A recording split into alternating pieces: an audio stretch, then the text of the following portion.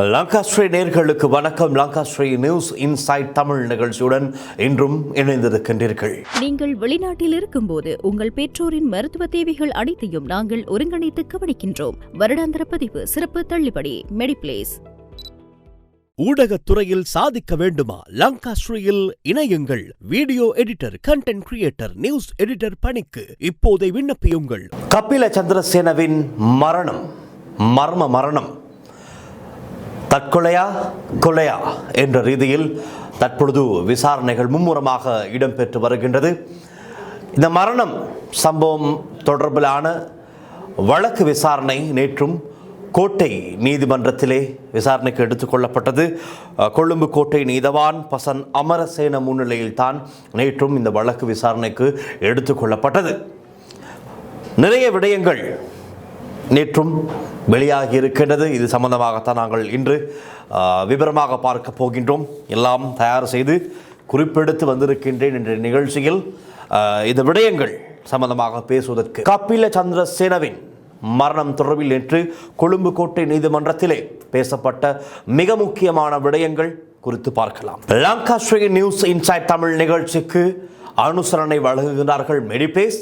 புலம்பெயர்ந்திருக்கின்ற உங்களுடைய இலங்கையில் இருக்கின்ற அன்பான உறவுகளுக்கு தேவையான அனைத்து விதமான மருத்துவ சேவைகளையும் பெற்றுக்கொள்ளக்கூடிய ஒரே இடம் மெடிப்ளேஸ். திரையில் தோன்றுகின்ற இலக்கங்களுக்கு தொடர்பு கொண்டு மெடிப்ளேஸ் மூலமாக உங்களுடைய அன்பான உறவுகளுக்கு தேவையான அனைத்து விதமான மருத்துவ சேவைகளையும் ஒரே இடத்தில் பெற்றுக்கொள்ளுங்கள். இறுதியாக கபில சந்திரசேனவின் மரணம் தொடர்பில் இடம்பெற்ற வழக்கு விசாரணையின் போது சாட்சியாளர்கள் பலர் அவர்கள் அறிந்த, அவர்கள் பார்த்த உண்மையான விடயங்களை நீதிமன்றத்திலே வெளிப்படுத்தியிருந்தார்கள். அது உண்மையா பொய்யா என்பது விசாரணை முடிவில் தான் தெரிய வரும். ஆனால் அவர்கள் வாயால் பல விடயங்களை வெளிப்படுத்தி இருக்கின்றார்கள்.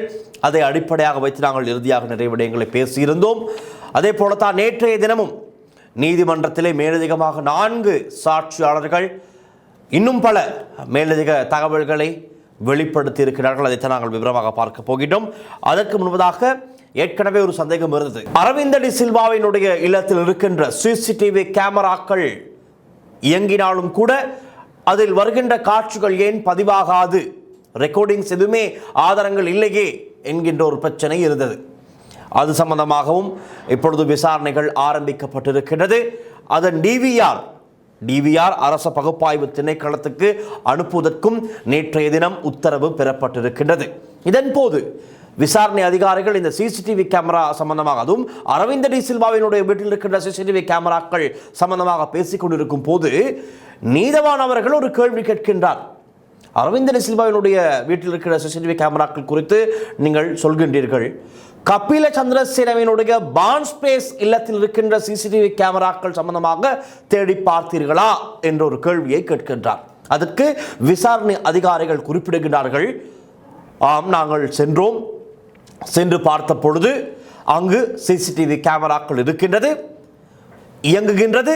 ஆனால் அங்கிருக்கின்ற சிசிடிவி கேமராக்களிலும் ரெக்கார்டிங்ஸ் எதுவுமே பதிவாகாது என்ற ஒரு விடயத்தினை தெரிவித்திருக்கின்றார்கள். இதுதான் சற்று அதிர்ச்சியாக இருக்கிறது.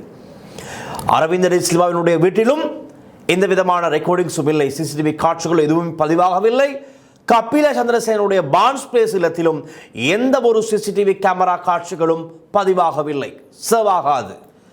இது என்ன என்பது குறித்தும் இப்பொழுது தேடப்பட்டு வருகின்றது. அது மாத்திரமல்ல, அரவிந்த டி சில்வாவினுடைய இல்லத்திற்குள்ளே, வீட்டிற்கு வெளியேயும் வீட்டிற்குள்ளேயும் மொத்தமாக 5 சிசிடிவி கேமராக்கள் இருப்பதாக சொல்லப்படுகின்றது. நேற்றைய 4 சாட்சியாளர்களில் இந்த சிசிடிவி பொருத்திய நபரும் ஒரு சாட்சியாளராக நேற்றைய தினம் நீதிமன்றத்திலே பல விடயங்களை வெளிப்படுத்தினார். அதே போலத்தான் கபில இறந்து கிடந்த அந்த அறையில் கிடைத்த மாத்திரைகள் என்ன என்பது குறித்தும் நேற்றைய தினம் பல தகவல்கள் வெளியானது. கபில இறந்து கிடந்த அறையில் இருந்த மாத்திரைகள் என்ன என்பது குறித்தும் தகவல்கள் வெளிப்படுத்தப்பட்ட போது ஒரு காகிதத்தில், பேப்பரில் சுற்றப்பட்டிருந்த ஒரு வகை மருந்துகள், 9 மாத்திரைகள் இருந்திருக்கின்றது.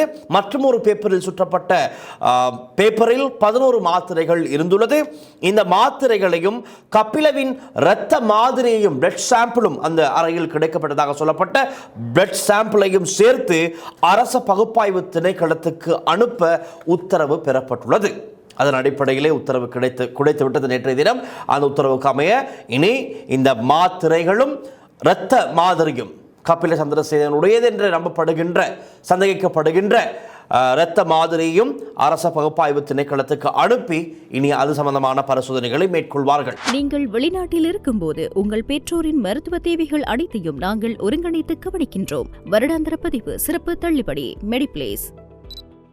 சிசிடி விசாரணை அதிகாரிகள், கொழும்பு குற்றவியல் விசாரணை அதிகாரிகள் தான் நேற்றைய தினம் கொழும்பு கோட்டை நீதிமன்றத்திலே பல விவரங்களை வெளிப்படுத்தியிருந்தார்கள். அதை நாங்கள் ஒவ்வொன்றாக பார்க்கலாம். இதற்கு முன்பதாக இடம்பெற்ற வழக்கு விசாரணையின் போது சாட்சியாளர்கள் கருத்துக்கு அமைய அரவிந்தவின் வீட்டிற்கு செல்லக்கூடிய பிரதான ஒரு நுழைவாயில் இருந்ததாகத்தான் சொல்லப்பட்டது. ஆனால் நேற்றைய தினம் நீதிமன்றத்தில் முன்னிலையாகி சாட்சி வழங்கியவர்கள் பிரதானமாக அந்த வீட்டு பணியாளர்கள் இருவர் நேற்றைய தினம் சாட்சியாளர்களாக சாட்சி வழங்கியிருந்தார்கள். அவர்களுடைய கருத்துக்கு அமைய கெரேஜ், அதாவது அரவிந்த டி சில்வாவின் வீட்டிற்குள் செல்வதற்கு கெரேஜ் பகுதியில் 2 நுழைவாயில் இருப்பதாகவும் சொல்லப்பட்டிருக்கிறது. ஆனால் வெளியே ஏனைய இல்லங்கள், அந்த அரவிந்த டி சில்வாவினுடைய வீட்டிற்கு முன்பாகவும் அருகில் இருக்கின்ற வீடுகள் எல்லாம் அங்கு இருக்கின்ற பொருத்தப்பட்டிருக்கின்ற சிசிடிவி கேமராக்களை ஆய்வு செய்து பார்த்தபோது அந்த கெரேஜ் வழியாக யாருமே அரவிந்த டி சில்வாவினுடைய வீட்டிற்குள் செல்லவில்லை என்பது உறுதியாக இருக்கிறது. விசாரணை அதிகாரிகள் தேடி பார்த்திருக்கிறார்கள். வெளியே ஏனைய வீடுகளில் இருந்த சிசிடிவி காட்சிகளை பார்க்கும் போது அந்த அரவிந்த டி சில்வாவினுடைய வீட்டுக்கு கெரேஜ் வழியாக யாருமே உள்ளே செல்லவில்லை என்பது உறுதிப்படுத்தப்பட்டிருக்கின்றது. இந்த விசாரணையில் ஒரு குழப்பம் ஏற்பட்டிருக்கின்றது.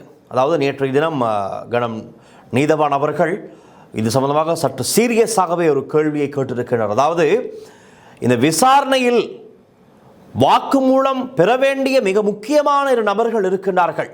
அவர்கள் யார் என்றால், கபில சந்திரசேனவை பிணையில் வெளியே எடுப்பதற்கு தயார் செய்யப்பட்ட அரவிந்த டி சில்வாவினால் ஒழுங்கு செய்யப்பட்ட 2 நபர்கள் தானே இருக்கின்றார்கள். அந்த 2 நபர்களிடம் விசாரணை அதிகாரிகள் இன்னமும் எந்த ஒரு வாக்குமூலமும் பெறவில்லை என்பது தான் சற்று அதிர்ச்சியான கதையாக இருக்கின்றது. நேற்றைய தினம் நீதவான் அவர்கள் ஒரு கேள்வியை கேட்கின்றார். அது சம்பந்தமாக நான் சொல்கின்றேன். கபிலவை பிணையில் வெளியே எடுக்க அரவிந்தவால் ஏற்பாடு செய்யப்பட்ட 2 நபர்கள் அரவிந்தவின் வீட்டில் இருந்துள்ளார்கள். அவர்களிடம் இன்னமும் வாக்குமூலம் ஒன்றை கூட பெறவில்லை என்று விசாரணை அதிகாரிகள் தெரிவித்ததும் நீதவான் சற்று சீரியஸ் ஆகியுள்ளார்.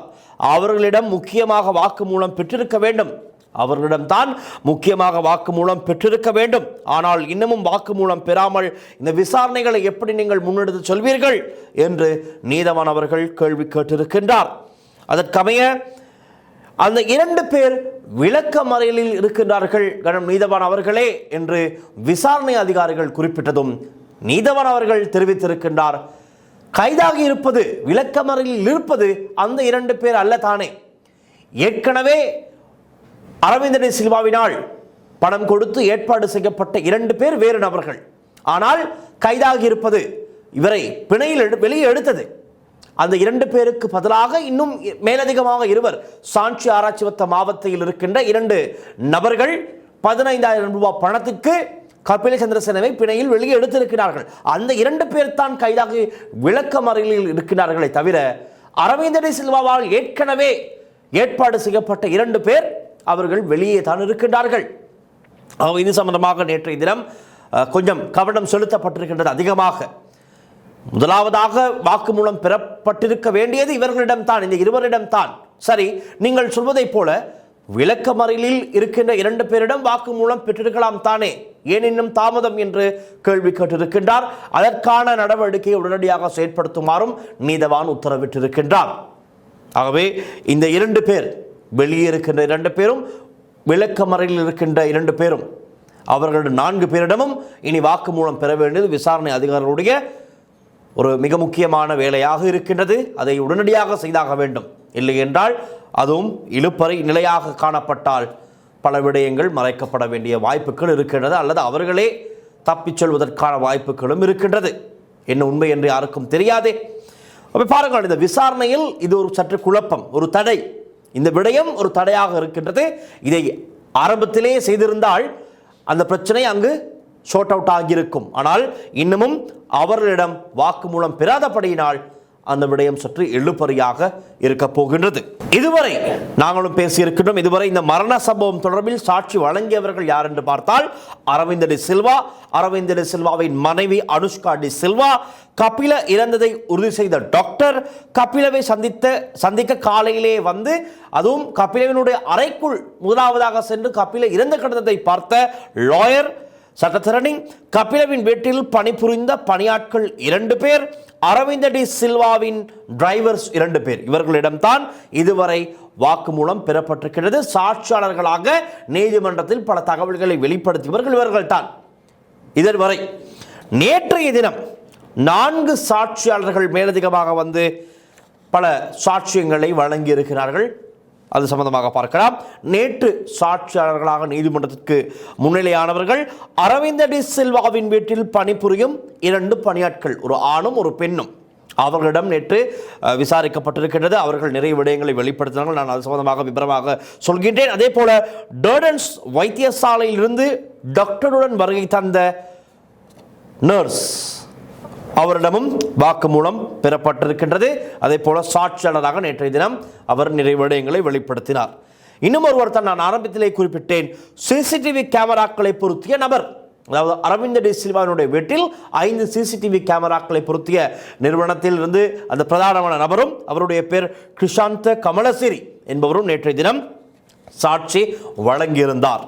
முதலாவது நபராக நேற்றைய தினம் முதலாவது சாட்சி வழங்கியவர் அரவிந்த் டி சில்வாவினுடைய வீட்டின் ஆண் பணியாளர். அவருடைய பெயர் ராஜேந்திர குமார் சிவகுமார். இவர் என்ன சொல்கிறார் என்று பாருங்கள். இதில் மிக முக்கியமான பல பாயிண்ட்கள் இருக்கின்றது. மிகவும் அவதானமாக பாருங்கள். இரவு 12:10 மணிக்கு கபில உறங்க சென்று விட்டார். இவர் சொல்கின்ற கருத்தை நான் சொல்கின்றேன். பிறகு 1:30 மணியளவில், அதாவது அதிகாலை 1:30 மணியளவில் இவருக்கு ராஜேந்திரகுமார் சிவகுமாருக்கு, அந்த பணியாளருக்கு வாஷ்ரூம் செல்ல வேண்டிய ஒரு தேவை ஏற்பட்டது. வாஷ்ரூம் செல்வதற்காக எழுந்து செல்லும் போது கீழ்த்தளத்தில் இருக்கின்ற கிச்சன் சமையலறையில் லைட்ஸ் எல்லாமே ஒன்னாகி இருக்கின்றது. ஒரு வெளிச்சம், எல்லா லைட்ஸும் ஒன்னாகி இருக்கிறது. இதுக்கு முன்பதாக அந்த நேரத்தில் அதிகாலை 1:30 மணி அளவிலே சாதாரணமாக யாரும் வந்து சமையலறைக்கு வருகை தர மாட்டார்கள். ஆகவே அன்றைய தினம் இரவு 1:30 மணிக்கு கிச்சனில் எல்லா லைட்ஸும் ஒன்னாக இருக்கின்றது. இவர் கிச்சனுக்கு சென்று பார்க்கின்றார். என்ன யார் இருப்பதாக இவர் தேடி பார்க்கும் போது கபில சந்திரசேன ஒரு கையில் பிளாஸ்டிக் போத்தில் ஒன்றை கையில் வைத்துக்கொண்டு இருப்பதை இவர் அவதானித்திருக்கின்றார். உடனடியாக இவர் கேட்டிருக்கின்றார், என்ன சார், எதுவும் உதவி செய்ய வேண்டுமா? சிங்களத்தில் கேட்டிருக்கின்றார், எதுவும் உதவி வேண்டுமா, என்ன வேண்டும் சார் என்று கேட்டபோது கபில சந்திரசேன குறிப்பிட்டிருக்கின்றார், இல்லை, நான் தண்ணீர் எடுக்க வந்தேன் என்று இவர் தெரிவித்திருக்கிறார். கபில சந்திரசேன தெரிவித்திருக்கின்றார் இந்த பணியாளரிடம். அப்பொழுது பணியாளர் தெரிவித்திருக்கின்றார், ஆல்ரெடி அறையில் தண்ணீர் வைக்கப்பட்டிருக்கின்றதே என்று குறிப்பிட்டிருக்கின்றார். அப்படியா, சரி என்று மீண்டும் கபில சந்திரசேன படியேறி அறைக்குள் சென்றதை இவர் பார்த்திருக்கின்றார். இவருடைய பெயர் ராஜேந்திர குமார் சிவகுமார். இவர் தான் நேற்றைய வழக்கு விசாரணையில் முதலாவது சாட்சியாளர். நேற்றைய தினம் இவர் தான் முதலாவதாக சாட்சி வழங்கினார். யார்? அரவிந்த் டி சில்வாவினுடைய வீட்டு பணியாளர். இதன் அடிப்படையில் கபில சந்திரசேனவை உயிருடன் இருக்கும் போது இறுதியாக பார்த்த நபர் என்றால் அது ராஜேந்திர குமார் சிவகுமார் தான். இதற்கு முன்பதாக நாங்கள் சொன்னோம், அரவிந்த் டி சில்வா தான் கபில சந்திரசேனோடு பேசிக் கொண்டிருந்து விட்டு இறுதியாக அறைக்குள் கபில சந்திரசேனவை அனுப்பிவிட்டு இவர் உறங்க சென்று விட்டார் என்ற கதைத்தான் நாங்கள் பார்த்தோம். ஆனால் நேற்றைய தினம்தான் இந்த விடயம் தெரிய வருகிறது. அரவிந்த் டி சில்வாவினுடைய வீட்டு பணியாளர் சொன்ன கருத்துக்களுக்கு அமைய இறுதியாக பார்த்திருப்பவர் தான் இந்த பணியாளர். அவரை தொடர்ந்து அடுத்ததாக சாட்சி வழங்கியவர் அரவிந்த் டி சில்வாவின் வீட்டு பெண் பணியாளர். இவருடைய பெயர் பராபரன் ஜெயசீலா. பராபரன் ஜெயசீலா விடுமுறை நாட்கள் முடிந்து 7ஆம் தேதி தான் அரவிந்த் டி சில்வாவினுடைய வீட்டிற்கு வருகை தந்திருக்கின்றார், தொடர்ந்து தன்னுடைய பணிகளை மேற்கொள்வதற்கு. ஆகவே 7ஆம் தேதி ஜெயசீலா விடுமுறையின் பின் பணிக்கு வருகிற பின்னர் அன்று தான் முதல் தடவையாக ஒரு மொட்டை நபர், மொட்டை போட்ட நபர் ஒருவர் வீட்டிற்கு வந்திருப்பதை அவதானிக்கின்றார். அவர் யார் என்றால் கபில சந்திரசேன. கபில சந்திரசேன குறித்து எந்த விதமான தகவலும் அறியாத ஒருவர் தான் பராபரன் ஜெயசீலா. ஆகவே கபில சந்திரசேனவை முதல் தடவையாக அன்றைய தினம்தான் இவர் பார்க்கின்றார். உங்களுக்கு நினைவிருக்கலாம், அனுஷ்கா டி சில்வா, அதாவது அரவிந்த டி சில்வாவினுடைய மனைவி, ஏற்கனவே நீதிமன்றத்தில் சாட்சி வழங்கும் போது ஒரு முக்கியமான விடயத்தினை சொல்லியிருந்தார். அதாவது பிணையாளர்களாக தயார் செய்யப்பட்ட 4-5 பேர் அன்றைய தினம் இரவு அரவிந்த டி சில்வாவின் வீட்டிற்கு வந்துள்ளார்கள் என தெரிவித்திருந்தார். நினைவிருக்கலாம் உங்களுக்கு. லாயரை மீட் செய்து விட்டு, அதாவது லாயர், பிரதான லாயர் இருக்கிறார்கள் தானே, அவர் குறிப்பிட்டார் கபிலவை வீட்டிலேயே வைத்துவிட்டு அரவிந்த டி சில்வா நீங்கள் வாருங்கள், நாங்கள் பேசி விட்டு செல்லலாம் என்று, ஒரு மீட்டாகும் என்று. அதன் பிறகுதான் பிரதான லாயரை மீட் செய்துவிட்டு அந்த 4-5 பேருக்கு தேவையான உணவுகளையும் வாங்கி கொண்டு வீட்டிற்கு சென்று அனைவரும் ஒன்றாக உணவு உட்கொள்கின்றார்கள். இங்குதான் மிக முக்கியமான ஒரு பாயிண்ட், அவதானித்துக் கொள்ளுங்கள். இதை அரவிந்த டி சில்வா சாட்சி வழங்கும் போது தெளிவாக சொல்லவில்லை. இந்த விடயத்தை 4-5 பேர் வந்தது, அவர்களுக்கு உணவு உட்கொள்ள வாங்கி கொண்டு வந்ததெல்லாம் பெரிதாக அவர் தெளிவாக சொல்லியிருக்கவில்லை. ஆனால் அனுஷ்கா டி சில்வா இது சம்பந்தமாக விவரமாக சொல்லியிருக்கின்றார். அது 4 பேர் யார் என்பது குறித்து அவர் சற்று முழு விவரங்கள் அறிந்திருக்கவில்லை. இருப்பினும் பிணையில் எடுப்பதற்காக அரவிந்த டி சில்வாவால் ஒழுங்கு செய்யப்பட்ட நபர்கள் என்று தான் சொல்லப்படுகின்றது. இதில் ஜெயசீலா நேற்றைய தினம் இந்த 4-5 பேர் குறித்து சொன்ன மிக முக்கியமான ஒரு பாயிண்ட் இருக்கின்றது. பாருங்கள், அன்றைய தினம் வீட்டிற்கு வந்த 4-5 பேர், அவர்கள் யார், எதற்காக வந்தார்கள் என்று எதுவுமே தெரியாது. ஆனால் அவர்கள் சென்றதற்கு பிறகு அரவிந்த டி சில்வாவும் கபில சந்திரசேனவும் சாப்பாட்டு மேசையில் பேசிக் கொண்டிருந்த போது அவர்களுடன் இன்னும் ஒருவர் இருந்திருக்கின்றார். இதை கண்களால் பார்த்து நேற்றைய தினம் நீதிமன்றத்தில் சொன்ன நபர் சாட்சியாளர் பராபரன் ஜெயசீலா, அரவிந்த டி சில்வாவினுடைய வீட்டு பெண் பணியாளர். அவர் தான் பார்த்திருக்கின்றார். ஏற்கனவே பேசினோம், கபில சந்திரசேனவும் அரவிந்த டி சில்வாவும் தான் இரவு சாப்பாட்டு மேசையில் அமர்ந்து பேசிக் கொண்டிருந்திருக்கின்றார்கள். ஆனால் நேற்றைய தினம் வீட்டு பெண் பணியாளர் குறிப்பிடுகின்றார், இவர்கள் இருவருடன் சேர்த்து இன்னும் ஒருவரும் இருந்தார். அவர் யார் என்பது குறித்து எனக்கு தெரியாது, ஆனால் இந்த மூவரும் தான் பேசிக் கொண்டிருந்தார்கள் என்ற ஒரு மிக முக்கியமான விடயத்தினை நேற்றைய தினம் வெளிப்படுத்தி இருக்கின்றார். யார் அவர்? 4-5 பேர் வந்தார்கள் என்றால் ஏனையவர்கள் சென்று விட்டார்கள். இவர் ஒருவர் மாத்திரம் ஏன் இருந்தார்? என்ன காரணத்திற்காக, அல்லது என்ன பேசினார்கள்? அவர் இரவு அங்கேயே தங்கிவிட்டாரா, அல்லது அதிகாலையில் எழுந்து சென்று விட்டாரா? இது குறித்து எதுவுமே தெரியாது. இனி இது விசாரணை அதிகாரிகள் தான் கண்டுபிடிக்க வேண்டும். கண்டுபிடித்து நீதிமன்றத்திலே உண்மை விவரங்களை முன்னிலைப்படுத்த வேண்டியது விசாரணை அதிகாரிகளுடைய கையில் தான் இருக்கின்றது. ஆனால் மிக முக்கியமான ஒரு பாயிண்ட், அந்த ஒரு நபர் யார், எதற்காக அவர் மாத்திரம் தனியாக இருந்தார்? தனியாக என்றால் இவர்கள் பேசும்போது அவரும் ஏன் அவர்களோடு கூட இருந்தார்? அது ஒரு பெரிய கேள்வியை ஏற்படுத்துகிறது. ஆனால் நீங்களாக எந்த விதமான முடிவுக்கும் வந்து விடாதீர்கள். விசாரணை முடிவில் தான் எந்த ஒரு முடிவிற்கும் வர முடியும், அதையும் நான் சொல்லிவிடுகின்றேன். ஜெயசீலா தான் கபிலவுக்கு தூங்க அறையை ஒழுங்கு செய்து கொடுத்திருக்கிறார். அதாவது அனுஷ்கா டி சில்வா அவர் இவருக்கு ஒரு கட்டளையிட்டு இருக்கின்றார், கபில சந்திரசேனவுக்கு நித்திரை கொள்ள தேவையான அந்த அறையை, அவருடைய மகனுடைய மூத்த மகனுடைய அறையை இவருக்கு ஒழுங்கு செய்து கொடுங்கள், செய்யுங்கள் என்று. பிறகு ஜெயசீலா தான் சென்று கபில சந்திரசேனவுக்கு தூங்குவதற்கு தேவையான அனைத்து வசதிகளையும் அங்கு செய்து கொடுத்திருக்கின்றார். அதே போல முதல் சாட்சியாளர் குறிப்பிட்டாரே, ஏற்கனவே அறையில் தண்ணீர் வைக்கப்பட்டிருக்கின்றது என்று. ஜெயசீலா தான் ஏற்கனவே அந்த அறையில் தண்ணீர் குடிப்பதற்கு தேவையான தண்ணீரையும் அறையில் வைத்திருக்கின்றார்.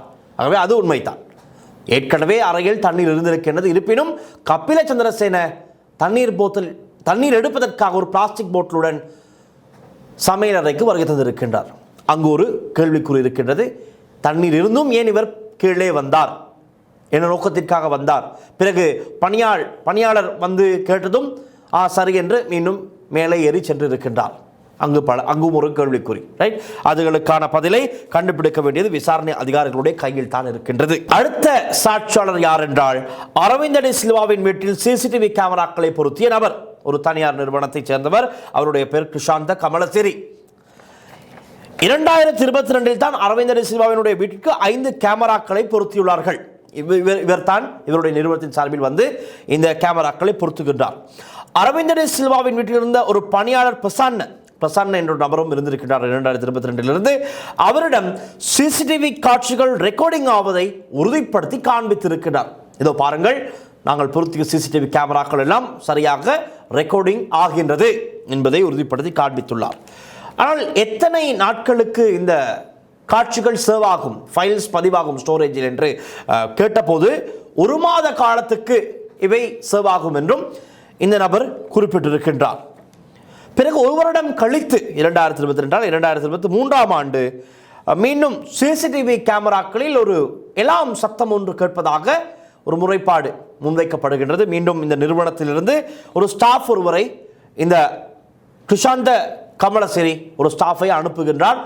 சென்று இவருடைய வீட்டிலே என்ன பிரச்சனை என்று, சிசிடிவி கேமராக்கள் என்ன பிரச்சனை என்று சரிபார்த்து செய்துவிட்டு வாருங்கள் என்று அனுப்புகிறார்கள். ஸ்டாஃப் வருகிறார், என்ன பிரச்சனை என்பதை பார்த்துவிட்டு, இதில் ஹார்ட் டிஸ்கில் ஒரு பிரச்சனை ஏற்பட்டிருக்கிறது, அது சரி செய்யப்பட்டு விட்டது, புதிய ஹார்ட் டிஸ்கும் போடப்பட்டிருக்கின்றது, பிறகு அனைத்தும் ரெக்கார்ட் ஆகின்றது என்பதையும் உறுதிப்படுத்தியிருக்கிறார்கள். அதையும் பிரசன்னவிடம் தான் காண்பித்திருக்கிறார்கள். புதிய ஹார்ட் டிஸ்க் மாற்றப்பட்ட உடனும் எல்லாம் சரியாக ரெக்கார்ட் ஆகிறது, அதையும் உறுதிப்படுத்திவிட்டு தான் சென்றிருக்கின்றார்கள். ஆனால் ஏன் தற்போது, அதாவது அண்மை காலமாக ஏன் இந்த சிசிடிவி கேமராக்கள் எந்த விதமான ரெக்கார்டிங்ஸும் பதிவாகவில்லை என நீதவன் அவர்கள் கேள்வி கேட்டிருக்கின்றார். அதற்கு இந்த நபர் சொல்லியிருக்கின்றார், அது குறித்து எனக்கு எதுவுமே தெரியாது, எனக்கு எந்த விதமான முறைப்பாடும் கிடைக்கவும் இல்லை, இவர்கள் சொல்லவும் இல்லை, நான் அதை தேடி பார்க்கவும் இல்லை, ஆகவே எனக்கு இது சம்பந்தமாக எந்த விதமான தெளிவும் இல்லை, தெரியாது என்று அவர் குறிப்பிட்டிருக்கின்றார். இதன் அடிப்படையில் தற்போது சிசிடிவியின் டிவிஆர் அரசு பகுப்பாய்வு திணைக்களத்துக்கு அனுப்பப்பட்டுள்ளதாக, அது குறித்து மேலதிக தகவல்களை இனி வரும் நாட்களில் தெரிந்து கொள்ள முடியும் என்பதுதான் எங்களால் சொல்லக்கூடியதாக இருக்கும். அடுத்ததாக சாட்சி வழங்கியிருந்தார் அந்த வைத்திய குழுவினருடன் வருகை தந்த அந்த நர்ஸ், அவரும் வாக்குமூலம் வழங்கியிருக்கிறார். அவர் வந்து பார்த்த பொழுது அவர் உயிரிழந்திருப்பதை எப்படி உறுதிப்படுத்தினார்கள் என்பதை குறிப்பிட்டிருக்கிறார். அதே போல அங்கிருந்த மாத்திரைகள் என்ன என்பதை கண்ணோட்டத்தில் பார்த்தபோது, மேலோட்டமாக பார்த்தபோது அவர் சுகருக்கும் அதே போல பிளட் பிரஷர் கண்ட்ரோல் வைத்துக் கொள்வதற்குமான மாத்திரைகள் என்று மேலோட்டமாக பார்த்தளவில் அவரால் கண்டுபிடிக்கக்கூடியதாக இருந்திருக்கிறது. ஆனால் இன்னமும் அரச பகுப்பாய்வு திணைக்களத்துக்கு அனுப்பி அதை உறுதி செய்யவில்லை. இருப்பினும் இவருடைய மருத்துவ அனுபவத்தின் அடிப்படையில் அவர் மேலோட்டமாக பார்த்துவிட்டு இது இந்த மாத்திரைகளாக இருந்திருக்கலாம் என்று நேற்றைய தினம் குறிப்பிட்டிருக்கின்றார். ஆனால் இதில் இன்னும் ஒரு ஹைலைட்டான விடயம் இருக்கின்றது. ரைட், வீட்டு பணியாளர் சிவகுமாரிடம் நீதவான் ஒரு கேள்வி கேட்டிருக்கின்றார். மிக முக்கியமான ஒரு கேள்வி. என்ன கேட்டார் என்றால், கபிலவை இரவு 1:30 மணிக்கு, அதிகாலை 1:30 மணிக்கு நீங்கள் பார்த்திருக்கின்றீர்கள். நீங்கள் பார்த்தபோது கபில சந்திரசேன என்ன ஆடை அணிந்திருந்தார் என்ற ஒரு கேள்வியை நீதவான் கேட்டிருக்கின்றார். அதற்கு இவர் வீட்டு பணியாளர் குறிப்பிட்டிருக்கின்றார், பகல் வேளையில் அணிந்திருந்த அதே ஆடையுடன் தான் அதிகாலை 1:30 மணிக்கும் அவர் இருந்தார் என்ற ஒரு விடயத்தினை வீட்டு பணியாளர் குறிப்பிட்டிருக்கின்றார். ஏற்கனவே அவருக்கு உடைகள் இரவு மாற்றிக்கொள்ள வேண்டிய உடைகள் தயார் செய்து வைக்கப்பட்டிருந்தது. அவருடைய வீட்டிலிருந்தும் ஆடைகள் கொண்டு வரப்பட்டிருந்தது. அதுவரை அவர் உடை மாற்றியிருக்கவில்லை. சந்தேகம் என்னவென்றால், அதிகாலையில் அவர் உயிரிழந்து கிடந்த போது இருந்த ஆடையும் நண்பகல் அணிந்திருந்த ஆடையும் ஒன்றா என்பதை விசாரணை அதிகாரிகள் இனி உறுதிப்படுத்த வேண்டும். அது மிக முக்கியமான ஒன்றாக இருக்கிறது. காரணம், 1:30 மணிக்கு பிறகு அவருடைய உடைகளை மாற்றினாரா அல்லது மாற்றப்பட்டதா, பல கேள்விகள் சந்தேகங்கள் எழலாம். அதை உறுதிப்படுத்த வேண்டியதும் இனி விசாரணை அதிகாரிகளுடைய கையில் தான் இருக்கிறது. இது எப்படியோ, இப்பொழுது நான் சொன்ன இத்தனை விடயங்களை வைத்து பார்க்கும்போது பல கேள்விகள் உங்கள் மனதில் எழலாம். காரணம், இதை கேட்டு எழுதும் போதே எனக்கே பல சந்தேகங்கள் கேள்விகள் எழுதது. ஆனால் சந்தேகங்கள் கேள்விகளை வைத்து நாங்கள் ஒரு முடிவுக்கு வந்துவிட முடியாது. நான் கூட இறுதியாக இந்த கபில சந்திரசேனுடைய மரண விசாரணை குறித்து பேசும்போது கீழே கமெண்ட் செக்ஷனில் நிறைய பேர் அரவிந்தன சில்வாவை குறிப்பிட்டு காண்பித்திருந்தீர்கள். அது எங்களால் ஒரு முடிவுக்கு வந்துவிட முடியாது. ஆனாலும் அரவிந்தன சில்வா ஏற்கனவே வாக்குமூலம், அதாவது சாட்சி வழங்கும் போது நீதிமன்றத்திலே ஒரு பதற்றம் அவரிடம் இருந்தது, ஒரு பயம். அவர் பாருங்கள், தன்னுடைய வீட்டிற்கு வந்த அவருடைய மச்சான் அறையில் இறந்து கிடக்கின்றார். கபில சந்திரசேன இறந்து கிடக்கிறார். அவருடைய மச்சான் அரவிந்தன சில்வா அவரை பார்ப்பதற்கு அறைக்குள் செல்லவில்லை. காரணம் என்னவென்றால் பயம் என்று அவர் குறிப்பிட்டிருக்கின்றார். அனுஷ்கா டி சில்வாவும் உள்ளே சென்று பார்க்கவில்லையா, அவருக்கும் பயம், இவருக்கும் பயம், அவருக்கும் பயம். கடைசியில் இறுதியில் அங்கு சென்று பார்த்தது லாயர், சட்டத்தரணி தான் உள்ளே சென்று பார்த்துவிட்டு வெளியே வந்திருக்கின்றார். ஆனாலும் பாருங்கள், இந்த பிரச்சனை இடம்பெற்ற போதும் அரவிந்தர் சில்வா மலேசியாவில் இடம்பெறுகின்ற ஒரு கிரிக்கெட் சுற்றுப்போட்டியில் சென்று அண்மையில் ஒரு 60 ஓட்டங்களையும் அதிரடியாக ஆடி இருக்கின்றார். அதுவும் ஒரு சொல்ல வேண்டிய விடயம். அவர் இன்னும் அந்த ஃபார்மில் தான் இருக்கின்றார். அவருடைய அந்த cricket legend, 96 world cup legend என்று தான் நாங்கள் சொல்வோம். அவர் அர்ஜுன் ரணதுங்க இவர்களெல்லாம் லெஜண்ட்ஸ். ஆகவே அரவிந்தர் சில்வா கிரிக்கெட் ஃபார்மில் தான் இருக்கின்றார். பயப்படாமல் அவர் தனி ஆட்டத்தை அவர் ஆடிக்கொண்டு தான் இருக்கின்றார் கிரிக்கெட்டிலே. ஆனால் நீதிமன்றத்தில் அன்று சற்று பதற்றத்தில் இருந்திருக்கின்றார். காரணம் அதுவும் பயமாகத்தான் இருந்திருக்கும். இப்படி ஒரு சம்பவம் இடம்பெற்றிருக்கின்றது. என்ன ஏது என்பது குறித்து இனிதான் தெரிய வரும். ரைட், எது எப்படியோ இனி இந்த கபில சந்திரசேனுடைய வழக்கு விசாரணை எதிர்வரும் 22ஆம் தேதி மீண்டும் விசாரணைக்கு எடுத்துக்கொள்ளப்படவிருக்கின்றது. இதுவரை இருந்த விடயங்களை பார்க்கிலும் மேலதிகமாக பல விடயங்களை எதிர்வரும் 22ஆம் தேதி தெரிந்து கொள்ளக்கூடியதாக இருக்கும்.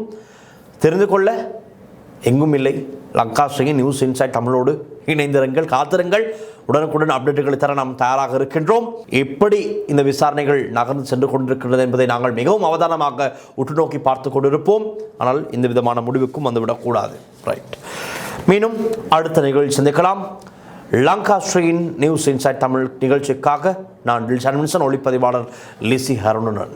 நன்றி, வணக்கம்.